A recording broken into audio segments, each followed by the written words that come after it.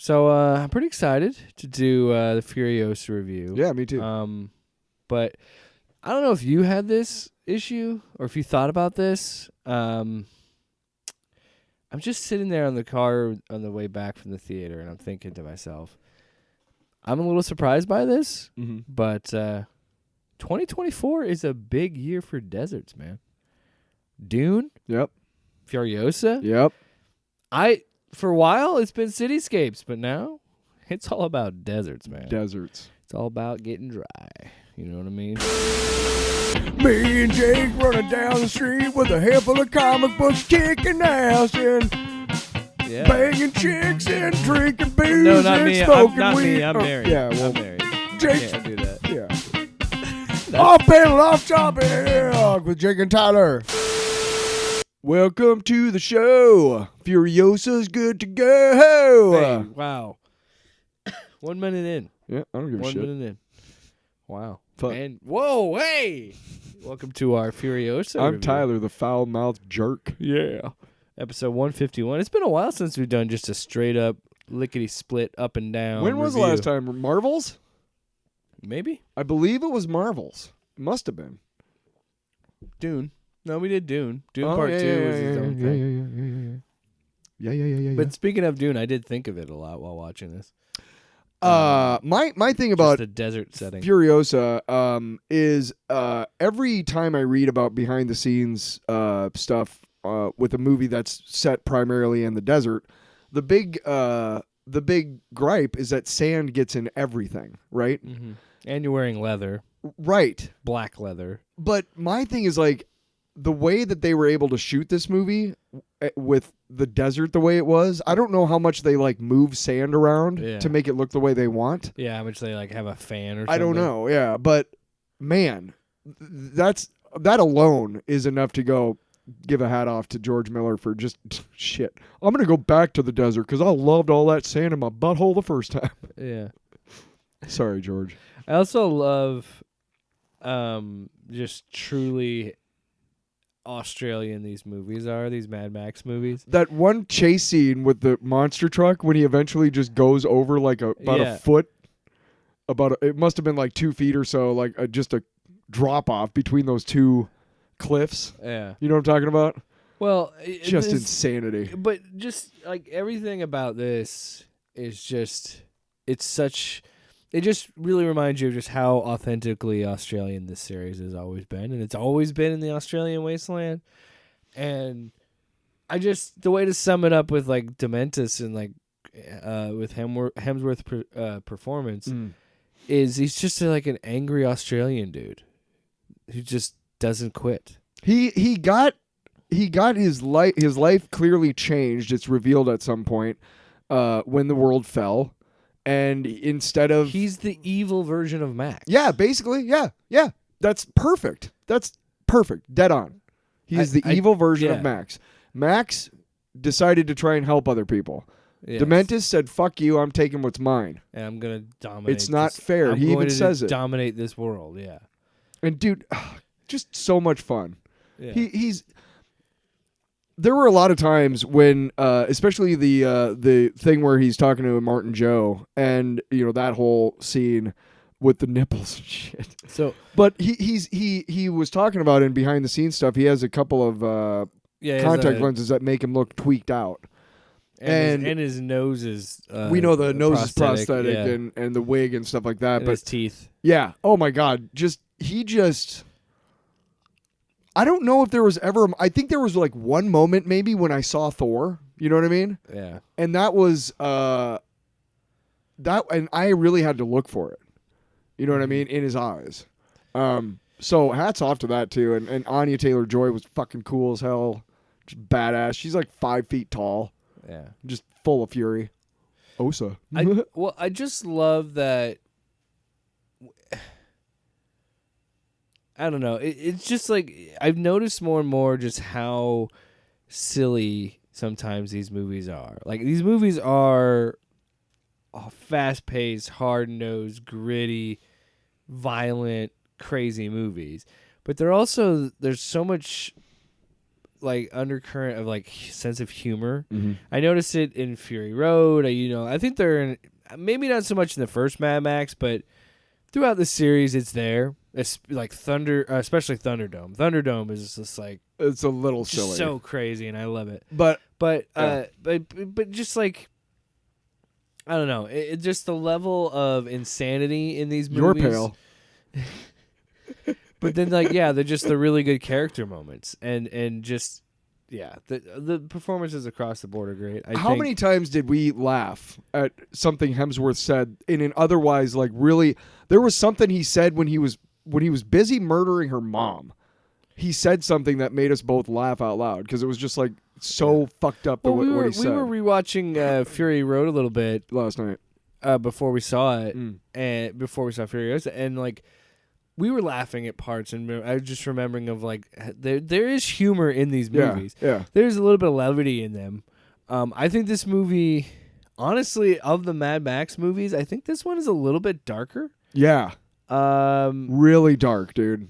Because Fury Road has like some dark shit. I mean, a fucking pregnant woman died in that movie. Like it went crazy for two. But yeah, this one, I was uncomfortable when they did the green place in Fury Road. Mm-hmm.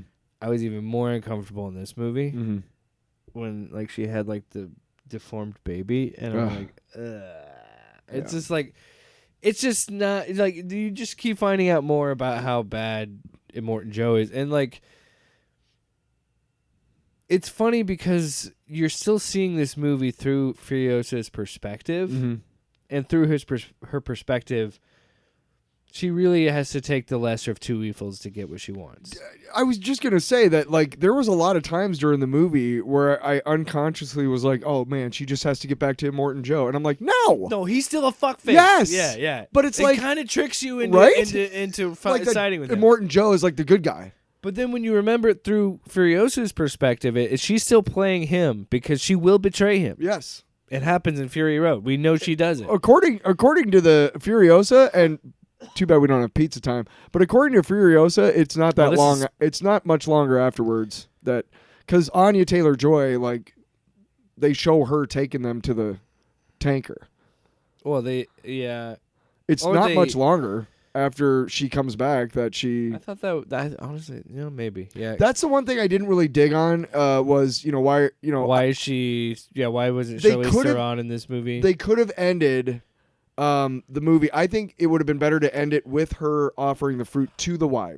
And then cut it there. I think, personally, that it was just a.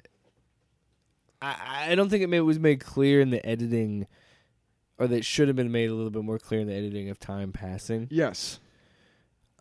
Because like I think they did it pretty well earlier in the movie when her wig is on the tree, and you Yeah. see how the tree grows branches and leaves and stuff, and that's showing you Time like, passes. yeah, so it's showing you that she's been pretending to be this boy for a while. Yeah. Dude, It's like War Boy or whatever. and we're then they totally jumping call her around, a dog. and we're going to. But Can I also say Yes. real quick before we really get into the nitty gritty? I got one other thing before. Yeah. I've been playing the Mad Max video it's a game game again. from 2015, and I think one thing that I love about the game that it takes from these movies, and it shows in this movie too, the stupid, weird fucking names like Nash and like Organic mechanic. Scrotus, and because I'm pretty sure Scrotus is in the video game, or some there's some sort of relation. I don't to, remember him in Fury Road. Was he in Fury Road? No, he wasn't. I didn't think so. So I don't know where he died or how that happened. Maybe he dies in the video game. I don't know. But the point is, like the weird, funny names of like Toe Jam and like Yeah. fucking Yeah. It just I love it. Okay, so when they were showing the credits to Yeah. go along with that, at the end, Or History Man. Like what the fuck is that? I wasn't looking at the actors' names. I was looking at the characters' names to be like, wow, that's. They had one Mr. Harley, and then another one was Mr. Davidson. Yeah. Like that's random. That's fucking But- funny. Yeah. But like in any other movie, in anybody else's hands, these nicknames and stuff are stupid. They are. But Yeah. in George Miller's world, the way that he creates it, you don't question it. Yeah. You're not sitting there going like, that's kind of a dumb name. Yeah. Like the People Eater. yeah. You know. So anyway, One last thing that I had, I'm sorry I No, sidetracked it's you. okay, I'm it's sorry. okay. We really like this movie. If you Yeah. can't tell, we really, Yeah. really enjoy this Oh, movie. I was just gonna say before we get into it, the part where she clearly like loses her arm, and I'm talking about the chase when he runs his car. Oh into my her. gosh. Oh, that. Oh. So, one thing I appreciate about this, and you and I talked about it when we got out of the theater. When George Miller was talking about this movie and how he was presenting it, he said it's a fable. Yeah.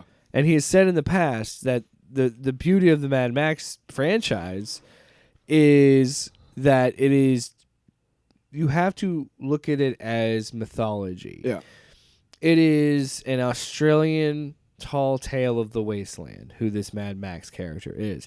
So it's not saying, and what that is allowing him to say as a storyteller, that's what it's allowing us as an audience, pretty much him saying you can watch any Mad Max movie and it's a part of it. Mm-hmm. It's almost like a comic book, Yeah. in a sense of like, this Spider-Man exists and this Spider-Man, you know what I mean? Yeah. So when you get to Fury Road and you see all this stuff happening with Immortan Joe and in Furiosa and all that The stuff, War Boys, and the War Boys and the Mother's Milk and all the weird shit. Moo. I forgot he fucking said that when we were rewatching Fury Right? Road. And it was just, it's so, that's what I'm talking about. Like in any other movie or any other hands, any other director's hands, that's a stupid But you and moment. I talked about this. The vagueness with how he approaches these and approaches it as a mythology of like, oh, this all exists somehow, or this could exist. What does it mean? And then to have that not, it is kind of explained in this movie in Furiosa, but not really. Yeah. And that's what works for it, where it's like, this movie is pretty like, you could enjoy this movie by itself. Mm-hmm. You could still enjoy Fury Road without this movie. Yeah. I think it makes Fury Road better, and it makes me want to watch Fury Road, and it's a nice companion piece. Mm-hmm. But I think it really is something cool where it is like its own little thing. As much as we talk about how lived in the world is and how it just makes sense the way he portrays it to you, like you're not really questioning anything. There are some things that if you dig too deep are like, well, that's kind of weird. The fact that Gastown is surrounded by an oil slick. Yeah. I'm pretty sure they would use all that to like make, you know what I mean? I don't know how Well, I think you it's for, like, refine gasoline. defense, isn't it? To like light it on fire. Totally is, right? Yeah. But like, is that sustainable? I mean, does oil dry up? I don't know. You know what I mean? Again. But what I love about this, and But I don't question it too much. But what all of Mad Max does as a franchise, and what this movie does really well, gives you a little bit more, but not everything. Yes. And it still gives you that okay with vagueness, that. and that's okay. We've talked about the. Yeah. I would prefer, if they do make another Mad Max movie, I would prefer it to be a continuation, whether it be a continuation with Furiosa or Max, either one. Yeah. Or I would like to see them together again. I really liked them when they worked together in Fury Road. I would love to see them do another one. But, people would be like, "They're fucking woke." I'm sorry. You know what? George Miller understood that Furiosa was going to be a really cool character, really liked that character, and already had a plan in place to be like, let's go and do something else with her. Yeah. And I want to see more of that character. Yeah. I would like to see maybe them together, but I would also like to see Tom Hardy get another crack at Mad Max. Sure. But I'm excited to see more in this world, and again, we get a little bit more, but not enough. We understand a little bit more about Gastown and Bullet Farm, but we actually go there. Yeah, both of them. Because they didn't really go there in Fury Road. No, you saw them from afar. They showed up and tried to stop them. Like they had like the bullet farmers trying to kill them. I don't think we had actually seen any bullet farm, dude. And the fact that they brought back Gastown is all that they see. The fact that they brought back everybody from fucking Fury Road. They because they brought back the blinded bullet farmer. Yeah. And he's the one who didn't believe that Bullet Farm was taken over by Dementus. Yeah, they fucking brought him back. That whole fucking sequence was just awesome. Yeah, so good. The whole sequence where like in the Bullet Farm, where just everything about it, where they come in at the beginning and then they realize they're getting ambushed and they try. You know what I mean? Like all of it. Fucking oh god, like Dementus like. hey, load it up for me, load it up. Now I'm going to use you as a human shield and blow her out of the fucking water. Hold it up. Oh, so when she shoots him, while he's got a chunk of brains on his fucking forehead, he shoots a rocket at her. Because she shoots, Yeah, because he shoots that other dude, and he's got his brains. He doesn't even fucking blink. He just... And when he's shooting at the monster truck windshield... Yeah. And he doesn't blink, you know? Like, he doesn't move, doesn't flinch, doesn't do anything. Because he is driven. Dude, what a great fucking movie. What else do we need to say so about much. it? So we're kind of just jumping all over the place. That's what we're going to do. I don't care. So good, man. Well, I just want to keep talking about... So, I think Miller really leans into that fable approach to this because he has... So, he built... Again... Building more of the world that's like, okay, this is a thing exists, I just accept it because I've accepted there's some weird, wacky shit in this world. Yeah. Especially these last few movies, the more recent ones. But like, so we got the history man who writes all these things on himself, which we were talking in the car, I think makes sense for the world. Yeah. Because this is set 45 years after an apocalypse. So you would think that there are some people that have grown to maybe adulthood at this point. I haven't learned to read. Not knowing how to read. Or write. And it makes sense that these history men would be valuable because but where it would be valuable to teach people to read, Dementis uses it to talk shit. Yeah. He uses him so he can make his shit talk better. That's so fucking funny and so but it's so understated. And if you aren't paying attention... Or you aren't really thinking about it, it's like, oh, that's kind of weird and wonky and whatever. But then when you really dissect it, it's like, this motherfucker is so adapted to this world. And we talked about it, he's the evil Max. Yeah. Where like he lost his family and he said, fuck it, this is the world now. My name is Dementis. I'm going to be this vicious, nasty son of a bitch. I will be referred to as the Great Dementis. Yeah. And like when they're talking shit at each other through the microphones, shows it's hilarious. Up to talk shit, right? Has this guy there before they even get there, they find a war boy, right? Yeah. And who's just dumb as shit. And he's got a fucking arrow sticking out of his head. Am I in Valhalla? Like what?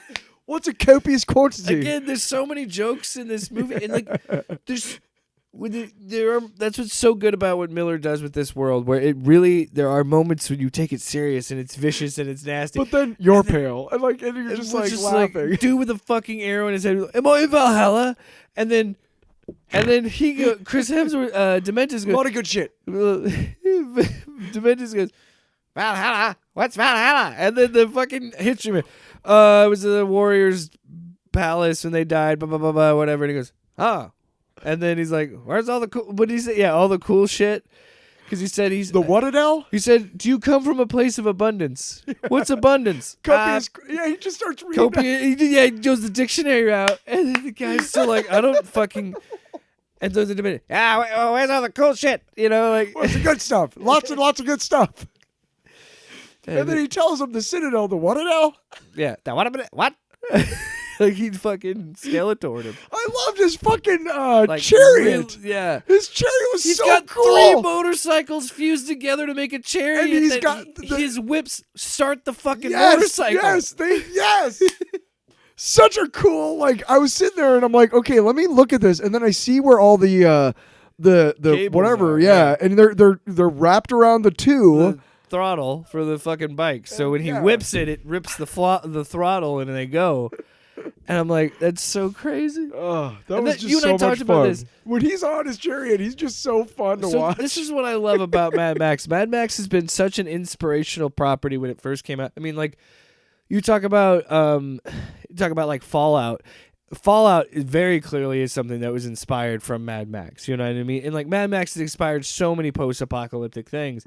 But what Miller has done, seeing that and knowing that, and with this movie and Fury Road, has kind of like found a way to separate it still and still make Mad Max its own kind of wasteland, because he understands there's other people have iterated on this. Like, how can I do something different? And he wasn't the first post-apocalyptic story, and it won't be the last. You know, whatever. And the fact that what he has done by taking cars and making like Fury Road and making this where it's like, okay, our version of the wasteland is going to be focused on fucking blood and oil and gas. Like that is what it's all about. And the fact that they like romanticize cars and turn them into almost like a religious figure, like V8. when they do the V8 and when in Fury Road and in this movie where the war boys fucking spray themselves with chrome and dive into the dive bomb and The shit. part where Okay, we'll get back to that. Okay. Right, I wanted to circle back. That's how I was going to do it. So yeah, when he shows up to shit talk, Morton Joe, and it's so great because it's these two douchebag egos in the same spot, you know? And again, you continue. People can have their gripes about how Furiosa is portrayed. I think it's smart that she is so quiet, much like how Max works, because Miller understands that the beauty of the Mad Max world is not the main character. It's not the main character. It's what the character is up against and what they're reacting to. What does she have to say? She doesn't have to. Exactly. You know what I mean? Like, why are you wanting like some sort of drawn out monologue and shit? I don't need that. No, I just need a badass. Like the critics. And she's a badass. Exactly. Like why do you want Max, some sort of Max doesn't talk and he's a badass. It's fine. No. But anyway, so they're having a little shit talk session, and my favorite thing was like how he Morton Joe like plays like fucks with Dementis, where he's just like, okay, well we'll just have a combat, trial by combat, pretty much. You pick out one war boy and they have to fight. Yeah. So he does. The war boy sprays his face like they do in Fury Road, like witness, and he goes, "Witness me!" And you just fucking witness me to Valhalla. And Morton Joe points at him and goes, "You are awakened or awaited? Awaited. You are awaited." And he like fucking just jumps with the sticks like they do in the last movie and just into the side of a fucking cliff and explodes. And he slides down these things with his thunder sticks. Yeah. Then he takes them off and dives into a corner of Dementis' men. Yeah. And just blows them all up. And he's like, corner. "Oh shit!" Not even aimed at him. Yeah. Just I'm gonna show you what I can do. And he's like, I can make these guys. And then the guy who has his nipples out and likes to massage them, which is really fucking weird. And I'm like, all right, I guess we're just gonna move on from that. He's just like, that's just one of our 982 war boys or whatever. Yeah. And it's just like, oh, you talking about the people eater? Yeah, I think is yeah. Dude, did you notice that he had a gas mask on his crotch? Yeah. What the fuck? Yeah, and he had that weird thing on his nose, and he had his nips out, and he was constantly fucking stroking his nips every time he was talking. And again, I felt like I was like tripping balls or something. Like, am I having a hallucination? Let's talk about the other nipples. There's the scene where we haven't finished. Okay, but we'll get to the nipples. Yeah. So then they leave. And then that's when we set up the whole thing. Well, they leave because then they start like lowering these hooks and shit. We will kill you now. Yeah. I mean, and then they're jumping down on the hooks and pulling their fucking bikes. And Dementis has to save Furiosa. Yeah. And this is what I love of how, he talks about make it epic at the end of the movie or whatever. But just the scale that you can, like, whenever they showed the Citadel in the last this movie and in Fury Road, you're like, holy shit, the size and the scope of what he's trying to do with this. Yeah. And it's just, man, it's so cool. And it what can I say other than like, holy shit. I can't. What a great movie. I think I probably prefer Fury Road, but I think it's such a nice companion piece that I want to watch Fury Road even more. I'm like, I can't wait for that to come out on Blu-ray so I can add it to my collection. Here's why I'm gonna give Furiosa the nod over Fury Road, and no shit, one reason: Chris Hemsworth. Dude, he was so much fun to watch. Yeah. And I did the critical the bad review that I read, they did say that he's also kind of like non-existent for a while, like big chunks, but not really. He's always in the background. Right. Because okay, so yeah, he shows up. Eventually, he takes an assault on Gastown. Which is just done amazingly. So they take Gastown. So they decide to all... They pretend that they're attacking the war rig. They steal gas from... well, then he actually shoots one of the guys because they're not... The Gastown guys are like, no, not buying it. And he's like, I have to shoot him. Well, before that, so he's like, he just looks at a guy and wipes his face and pales it up and just makes it look pale. Yeah. So I'm put all this shit on again. the humor that is underlaid with this crazy fucking cool action Because the set piece. guys, all, Because like, they're trying covered in this white fucking paint trying to look like war boys. Well, the guy starts trying to do this, and he goes, "Fuck off," and just starts rubbing it on like you fucking, Get in there, come on. Yeah. So then they pretend to be war boys. And then he says, make it real, and he just kills his own men. Yes. And the fucking, what do they call him? The Octoboss. The Octoboss. Yeah. Can we talk about how, again, You're scum dementis. this is what I love, and I don't know if this was intentional or not. I don't know if anybody else is going to read on this. Yeah. But how I feel about these Mad Max movies and how I feel about the apocalypse in general. I love the setting. It's great. Everybody loves a good post-apocalypse, right? Who doesn't? But there has to be something. There's something has to be said about how fucking dorky all these idiots look, because it just makes sense. to them it looks so badass and gnarly. And honestly, I love the design of the character, but part of me is also like, you silly dorks, like because you have giant horns. Because all of these things, like I control Gastown, I control. Yeah. It's schoolyard shit. But on a grander scale with this armor and that's what I love about when you call someone the Octoboss. When he says, I answer to the Octoboss. And he's got these weird, gnarly horns. But it looks cool. Yeah. It also works. It makes sense. But it makes sense. But this thing when he's like, hey, whatever. Like there's that human, but I just don't. Because I feel like there's some sort of level of fun. It's just so fun to watch, and the cheekiness of it a little bit. Yeah. Like, it's a little cheesy when he's like, you're out of line, Dementis, when he's killing his own people. No, you're scum, Dementis. Yeah, you're scum. Like, I love that shit, dude. And he just looks at it. him like, whatever. What do you want from me? And I mean this, when I say they're dorks, I say that in the nicest way, because it's so dorky to still fight over these things. Yeah. And still have, it's like, nobody has anything in this world. It's gas, bullets, water. That's all they want. Yeah.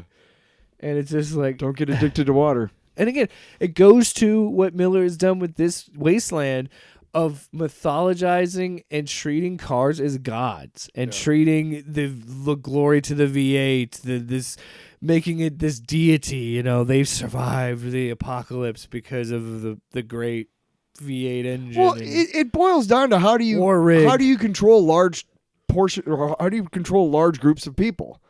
Well, they figured it out. Make yourself a mythological figure. I mean, that's kind of how you have to do it. Get a resource, build your Dementis whole thing around that did resource. it a little differently just by being a badass so that everybody follows him. And not a badass in a good way. Another thing I like about this, we go to Bullet Farm, we go to Gastown. We don't see much of it. We just see a little bit of just saying like, okay, we're seeing a little bit of how the trade works. That's it. We don't get a full-on explanation about what Gastown is and what Bullet Farm is. It just says first fortress, second fortress, third fortress of the Wasteland. Yeah, that's all it does. Yep. That's all it needs. It doesn't need anything else. It's fine like that. I love that. Yes. Just like you and I have talked about, all you have to do is make the world believable enough that it feels lived in, that wherever you put me in the story, I can just accept that happened somewhere else, but this is where we are with this story. Yeah. And if you want to do that, fine. I don't need it. Just like this movie is great, and I love it. But it worked, and another reason I think it works so well is you don't need it to enjoy Fury Road. No, the one thing that I like is the escapes that they have, like that are just by the seat, by the skin of your teeth, and the perfect example to me is when Praetorian Jack, they hook his war rig. It's in the Bullet Farm sequence. And they hook his war rig and they're dragging him off. And he finally realizes he has to get out the front and jump. And she's driving her motorcycle, right? And he jumps but not quick enough. So she fucking throws out a grappling hook that he grabs just like barely. Yeah. And then she has to fucking pull him up, and the motorcycle barely gets up, off of the cliff. Like those kind of like moments are it's just amazing how well thought out these stunts and these and how the action shots sequences look, oh dude. fuck yeah, dude. Yeah. And again, that's him. It's him mythologizing the fact that he's riding around on a fucking chariot of 3 motorcycles, or the fact that Immortan Joe has 3 cars stacked on top of each other for like it's again that mythologizing these big machines. You know, one of my favorite parts love during it. the bullet farm sequence too was when she was trying to shoot the guys off of the war rig, and like one guy like had a thing that he was about to, or no, it was he shot the guy that was with the Mentis who had the rocket launcher, and you saw it through her POV. So it was like through the thing, and it was kind of distorted, and you see the guy, you hear the bullet, you see the guy kind of go, and it just shoots like just off. And then there was another one where a guy had like a Molotov cocktail, and she shot him right when he threw it, and that threw it off. It went right over the war rig. But it was all seen through the spyglass of the gun, which I thought was really, really cool because I love that. Yeah. Oh, Well, I mean, when he's watching them take down the war rig, yeah. and you don't see anything up close. You just see he's standing up there on the hill, and the whole thing happens. Yeah. And you don't see any of that close up stuff, and you don't need to. Well, I love that scene where we find out that Dementis took the bullet farm, and when they show up in the war rig, and that I think was Miller like playing with the idea of like, okay, let's do a chase in an enclosed space where he's driving around in circles trying to get out, right? And like it's kind of playing with that idea, and I love that, and then having that, like we talked about, that sequence where she's shooting at him and just about to get her revenge on him, and then blood splats on him, and then he shoots her with a rocket. Like, it's so good, man. Yeah. And I thought that was going to be the scene where she loses her arm, because this whole time I'm like, she's going to lose her arm at some point. Yeah. And when she does lose her arm, it's fucking insane. So, but again, it's finding ways to make the chases different. And like when they're on that fucking war rig, oh my God, I remember this scene vividly. So this is first of all, I love the thing that you talked about, and I love the video gameness of these plots, to be honest with you. Yeah. Because it's like, okay, this is where we are. Now I'm going to open this part of the map, and I open this part because now I can go to bullet farm. You know what I mean? And it's that funny thing of like they get to this point where like, oh, we're building to this part so we can build this war rig to get further into this, and like getting that experience of like, oh, this is how they build the war rig, right? And then for when she's finally on it, and that whole set piece. I mean, you and I were just sitting there and just both of them like, holy shit! Every couple of seconds, every couple of parts of that scene, how it just, and again, this is what Miller's always been good about with these movies, is finding ways to build new levels of tension and add new layers to a fight and add new layers to these sequences and chases to keep you guessing and being like, what the fuck? There's a great thing to say also, and the reason why the Mad Max movies work so well is because he has got a crack team, and he's probably adding to it all the time, of just gearheads, dude. Just gearheads. And that's all they do is sit around going, how can we make cars like cool? Like apocalyptic. How can you know what I mean? This thing, like how can we actually make this thing move? right, exactly. Like yeah, the 3 motorcycle chariot is kind of dumb, right? But the fact that they built it so that he can actually drive it like that and make it look like a chariot with a whip, that's like, come fucking on. cool, That's right? And when the sides of the war rig came out and they jumped down so they could shoot like farther, and that's what we talked about. The fact that they're like these gearheads has like added to that extra level of making, because these really work. These cars fucking work, because the cars are just as much the characters in this. The vehicles are just as much important to this. When you think of Mad Max, you think of that. You think of the desert and the fucking cars, especially in his car, even, you know, and I just fucking love it, man. And can we gush over this movie a little bit more? No, I honestly don't really have the only. I think the only gripe we had was maybe CGI that first fight bits, a little bit, but I still think majority of the. It didn't take me out of the movie. It was just kind of like, that's a little, dude. It's still an unbelievably good looking movie. I still give it a fucking A, man. You and I talked about this. Those are little gripes. There's a little nitpicks. Right. Yeah. I think the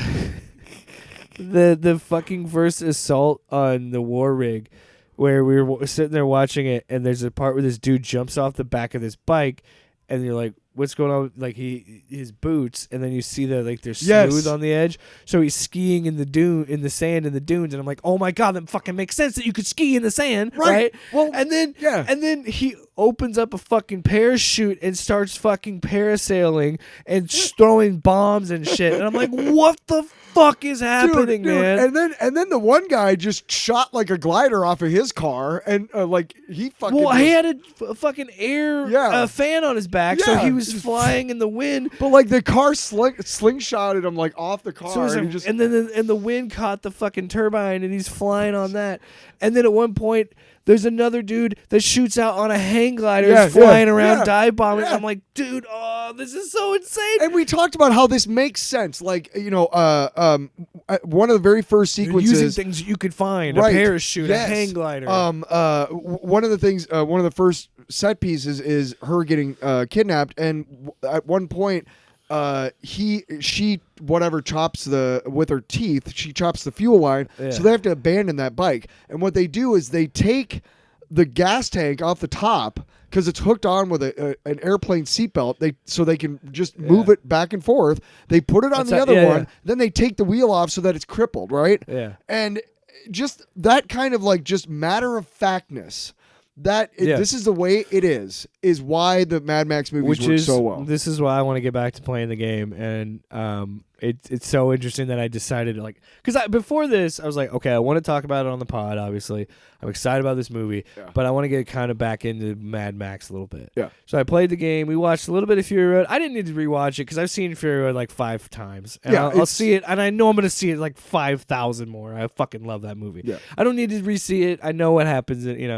So I kind of got back into it, but like little shit like that, it reminds me of the video game and just like how smart it is to, again, make guzzling the biggest thing about this world. So yeah, the seatbelt thing, and then ripping the wheel off and like scavenging that, like just seeing that, like it's just necessity. Like, I mean, this guy, the first guy that goes down to try to repair the engine on the war rig, he goes the down little nook that's in between because there's like 3 or 4 engines in this machine. In between like 15 fucking gears that if you move slightly wrong enough, your arm is gone. Your hair, he's got long hair, your head's gone. Your neck is, you know what I mean? The tire could grind you up. Right. Yeah. There is no fucking room for error. And in this world, it is so like, this is the way it is that none of these people are scared. She's not scared riding along on the bottom of a fucking, because they have like all those like steps underneath the car so that they can move around, which is fucking brilliant. Oh yeah. And he just like hands her a hose, like, here you go. Like, how awesome. And when they were going from like the cab to the back with that thing. Yeah. Yeah. How fucking, like, it just makes sense. sense. And then the you don't big need claw an that they had that you could Yes. grab people off bikes and shit. Where she drops the fucking So, yeah, bike that in front of the fucking, it was when the hang glider comes up and it's flying and it's Yeah. circling around and she times it as when it's coming at her, she grabs it with this giant claw and just destroys this fucking thing and throws it. Like, it was so awesome. She grabbed a bike at one point and dropped it right in front of all the wheels on her side. Yeah. She like grabbed it and just crushed that guy. Well, and then just like how like devastating it was when they drive over people and crunch people. Like, it was just like, oh my god, dude. I don't know what happened to the third guy at the beginning, but it was fucking comical. Where he ends up in the sand, just like, oh yeah, he gets fucking sniped. Well, is that what happened? We She haven't even shoots talked him? about that. So she comes from so again, enhancing Fury Road. We see a lot more of the because green you place. see the green place, and so when she is devastated in Fury Road, it adds so much more to that because of it. And I want to address this too. We're 38 minutes into this review, and I want to address this. I understand, and I've talked about it before. I can be a little bit of a hypocrite with this prequel stuff. Oh yeah. But here's why. I think when it's done well, like this, again, I think it adds to it. It makes me makes me enjoy Fury Road more. Mm-hmm. But things like Obi-Wan, where it's like obvious fan servicey shit throughout, that's where I'm like, okay. This feels like it is a fresh, it's a newer character that was just introduced in the last movie that you can kind of build on. and say, let's starting fresh. This is a character that existed in this world, and this is what happened. And we're going to maybe make it a little bit more fairy tale, maybe make it more fable. I mean, they fucking crucified her mom in this fucking movie. But again, I'm making it a fairy tale while it's happening. It's shot in a way that it's through her eye, and you see the transition go into the black of her pupil into the next scene. It's like just little things like that to me make it seem give it that fable. We talked about aspect. You know what we I mean? talked The about mythology of it. Where the guy where Drink he every has, time I say mythology. No, we talked about when the guy gets torn apart in 5 ways and how By the 5 bikes. right. Yeah. All they did Quartered him. all they did was they showed a big cloud of dust and the motorcycles going away with nothing stopping them. Because Dementus you can make the leap. Dementus goes, you can look away if you want. You don't need to see a guy getting torn in 5 or whatever. Yeah, you just see his arms and legs in the background. Yeah, kind of. There's another thing. One thing that Vin Liu did real well with Dune Part 2, or that I talked about, is same thing here, where Miller is filling the frame with things moving in the background, keeping the story moving. Oh, because he talked about dialogue. We talked about. I think I don't know if we talked about it on this, but. Yeah. We had mentioned that he had gotten some criticism because Furiosa doesn't talk very much in this. And he goes, yeah, but it's a visual... His response was, it's a visual medium, and it's better when these things are moving. And what does she have to say? And I think that a lot of the time... I mean, let's be honest. Other than I want to kill this dude who killed my mom. Let's be honest. You and I are very talkative people. And even you and I, you think? In these situations, wouldn't fucking be talking. No. Because it would be focused on the lunatics trying to kill me. Yes. She's not Spider-Man. Also, yeah. She's not. Max is not fucking. You know what I mean? They're not comic book heroes, man. They're fucking people in a wasteland. So they're not going to be very chatty. This is not a Marty Scorsese picture. The only time they're chatty is when I need a fuel pump, I need gas, I need a fucking gun. This is not a Jim Jarmusch movie, okay? This is not Coffee and Cigarettes. This is not a character fucking study. This is. But I mean, it is, but just not. Yeah, but like that's what I mean. There's so like when there are things happening in the background while 2 characters are talking. There's things going on, you know, and I just the way that he and the drone shots on the chasing, and there was one part I can't remember what the vehicle was, but they shot it at an angle. Yeah, that was just on the rear of the car. Okay. And it just sits there for a minute, and everybody else is driving, and you hear that loud fucking rev of the engine, and then it just goes. Yeah, I can't remember I can't remember what part it is. I remember that shot, but like I was telling you, I don't know what it is about these movies, but there is like this like weird thing in your head as a human, just when you see that fucking thing, just. You see these big machines just ripping across the desert. You're like, that's fucking cool. It's just so cool. I don't know what to say. You know, we've talked about already like the lived in part of the world and how all these cars actually work and everything. And one thing that I will never get tired of, 2 things I'll never get tired of, is the mechanism that allows them to put it on the gas so they can get out of the cab. Oh, hit the gas out. And so fucking cool. And it's suicide doors, so it opens the other way so you can swing out the other side and shoot. Like, oh my gosh. Right, like it's all thought of, right, beforehand. And then I will never get tired. If you want to put in every movie you do, George Miller, a picture of a bleak, desolate landscape with a skull in the foreground and some kind of creature on it, and then all of a sudden this car comes along and crushes the skull, you can do that, my friend. I am all here for it. I want to see it. I want to see every I want it. I'm watching this when that scene happened, and I'm like, I know a car is going to come along and crush the skull, and I'm like, I don't care that I know. It's going to be fucking cool. Oh, it's like Terminator. It's like Terminator. I know it's going to step on it. I don't care. It's going to step on the skull. It's going to happen. Yeah. The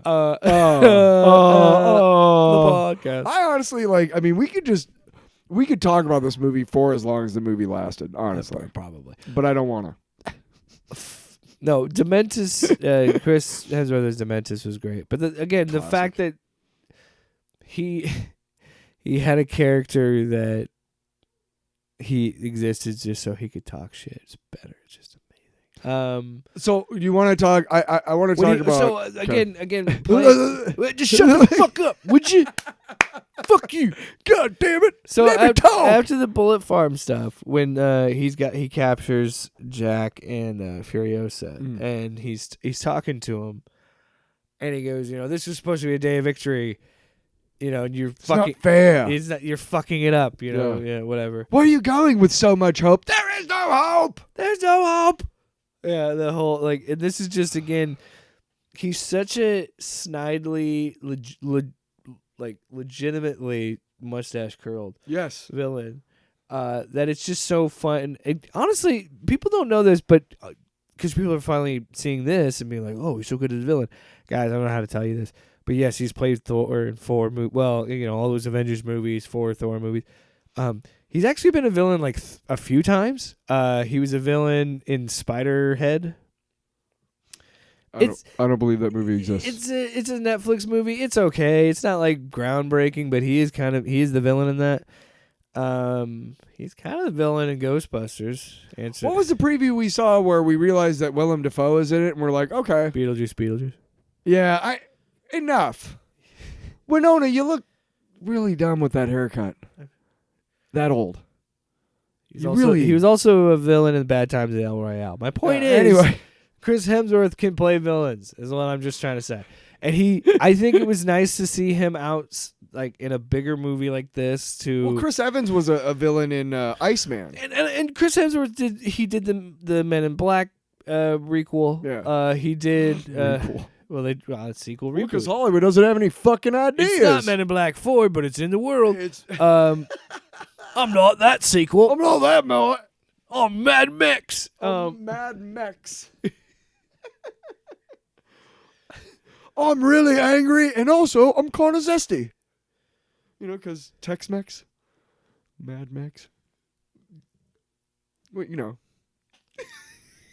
Anyway, it's the best in the wasteland. Potato Olays. Try my maggot burger. Try my maggot tacos. I don't want to talk about the dead body cavern part. But yeah, so great makeup job. When they have that moment when they capture him and he decides to give Jack the most brutal death because he's like, it's about justice and we have to serve the crime. So they strap him to a bike, so he's running along trying to keep up with the bike for a while. Eventually, he falls down, and they continue to drag him, and then he lets the dogs loose. To eat on him. Yeah, Jesus. And she has to watch. Yeah, she's just sitting there. He hangs her up by the arm that he smashed his truck into.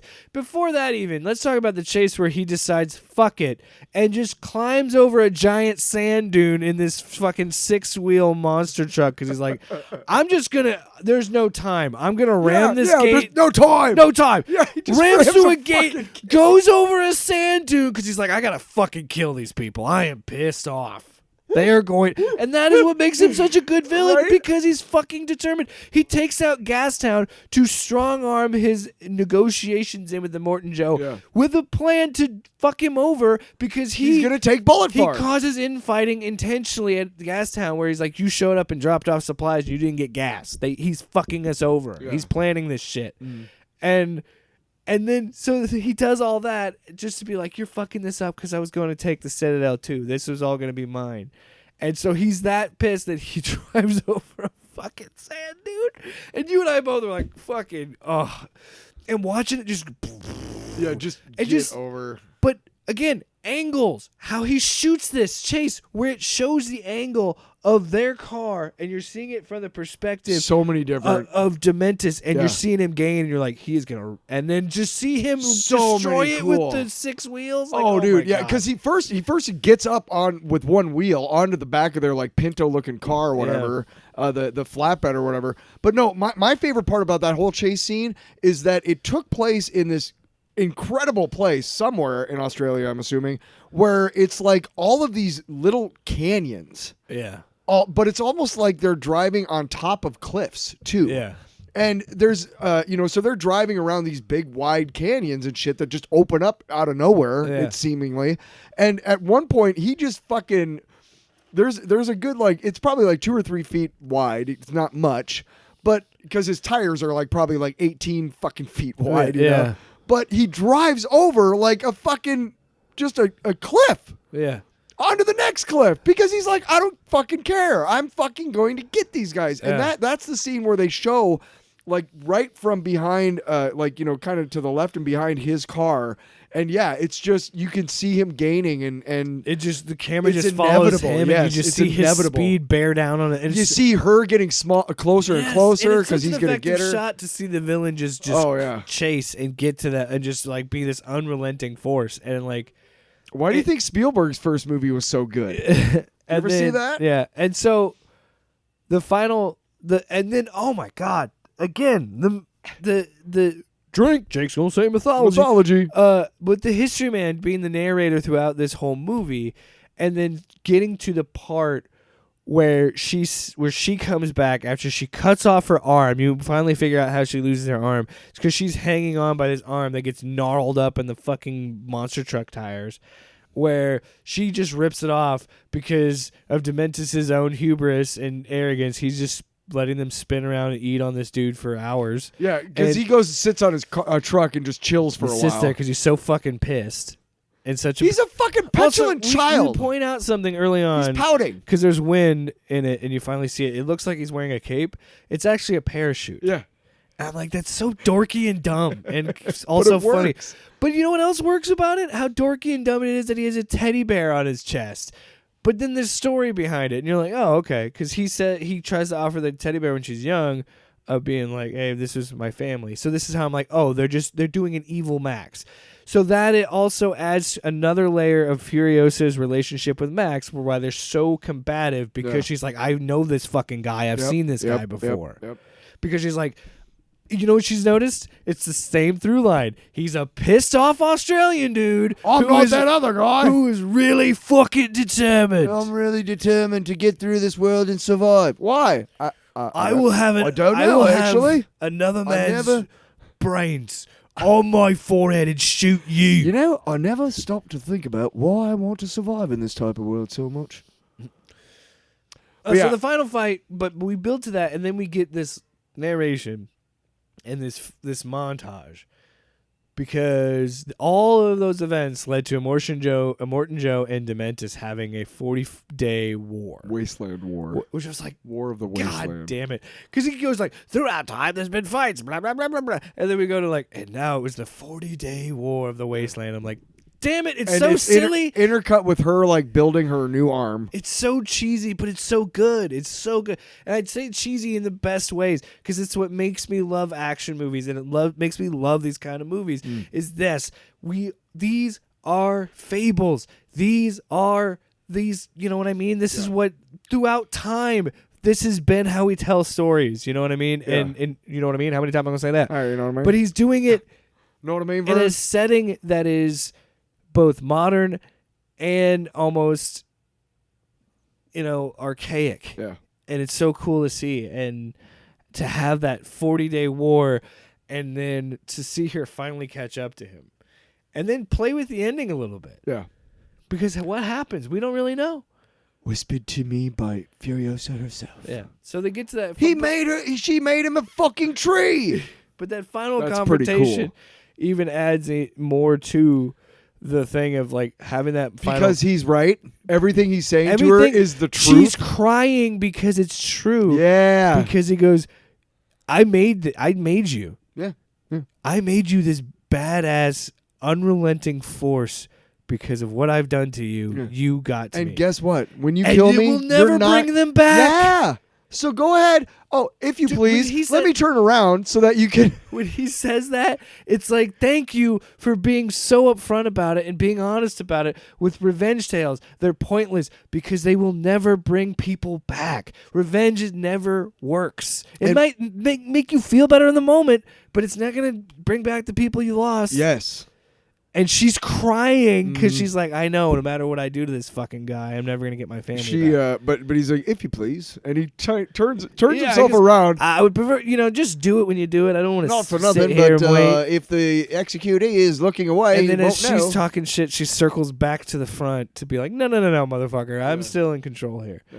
And but that whole scene between them. But the ending to make him into a tree. Do you think that really happened? Or is that just playing with the fable? I don't know if that's possible. Because if he's still alive. He says while it's there's growing. one where we see where she puts the bear up and shoots him with the bear. Yeah. Here's what I'm going to say about this, and I think this is what it was intended. I could be wrong because I'm not George Miller. So You're not? We see the 3 endings. So we see the one with the bear. She holds up the bear, shoots him in the head through the bear. Uh-huh. There's one where she ties him up to the back Just of like the Jack. car, just like Jack, and drags him. And then there's the one where the tree and she grows the fruit and gives the fruit to the mothers. I think we're not supposed to know how it really ended. I think none of it ended the way it did. And this brings us back It's to... ambiguous. This brings us back Because to it's a tall the biggest tale. point that I've been making for the last couple of days about the Mad Max saga and franchise compared to some other ones, like Star Wars, for example. There is so much other stuff besides the movies that if you have a question about anything, you can probably find the answer in one or another medium. I think Jake agrees with me. The thing I like about the Mad Max saga is there's not like a wealth of continuity or Legends continuity or whatever. I think it's intentionally wide open. Yes. I don't want a bunch of like backstory about like Immortan Joe and shit. I don't need to know why he's the way he is. I don't. Yeah. He just is. I accept it. Now.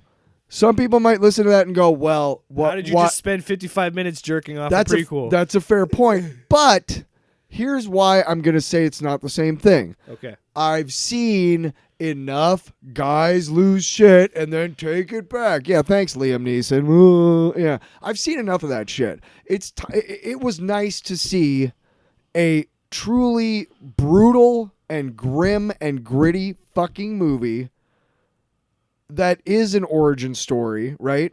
Yeah. But yeah, fuck it, I don't know. But no. I'll help you. I'll finish you. Thank you. It's Finish me. I'll finish it for you. Finish it. I know we don't have the soundboard today. I'm sorry. Anyway, no, but Finish it. to add Oh. to that, this movie ends with hope yes. because you know that by the end of Fury Road, it has achieved her goal. And just in case you forgot, the end credits are undercut with scenes from Fury Road, Which I thought was kind of weird. Which is why I could see them going back to just being Max and saying her, because you could argue that this movie and Fury Road kind of closed her arc, and you could we don't need to see it anymore. you can go more with just Tom Hardy's Max, or you could do another. I would be cool with another Furiosa movie. I like Furiosa. I like how I made a big point and then shot it down. No, fuck it. The woman gets one movie. Wow, didn't know you were the patriarchy, Tyler. Thanks for getting me out of that jam. Yeah, we'll see you next time. Thanks so much for listening. Furiosa, Mad Max. I'm gonna go eat some Saga. jam. We're gonna say that's a touch and bust. We enjoyed that movie a lot. Oh yeah. Oh, I knew. I hate to be. I try real hard to be completely. You come in with you come with a bias. I knew from trailer 1. I'm like, I'm gonna eat this fucking movie up. Yep. And I sat down in the theater. I watched it. I went out. And I'm like, I ate that movie up. That was fucking The popcorn exactly. was kind of terrible. No, there was plenty of butter, and I was like, yeah. Well, I started eating it like off the top, and I don't think she put any on the top, like on the very It was top. all there, baby. It was. Yeah, all once we got down into the box, into the bucket, 2 tiers in a bucket. Fuck it. Wow. Speaking of, That's what people say sometimes when somebody's like complaining. Hey, 2 tiers in a bucket. Fuck it. You never heard that? You grew up in a small town. You've never heard that? All right. Must be an Iowa thing. Off panel, off topic with Jake and Tyler.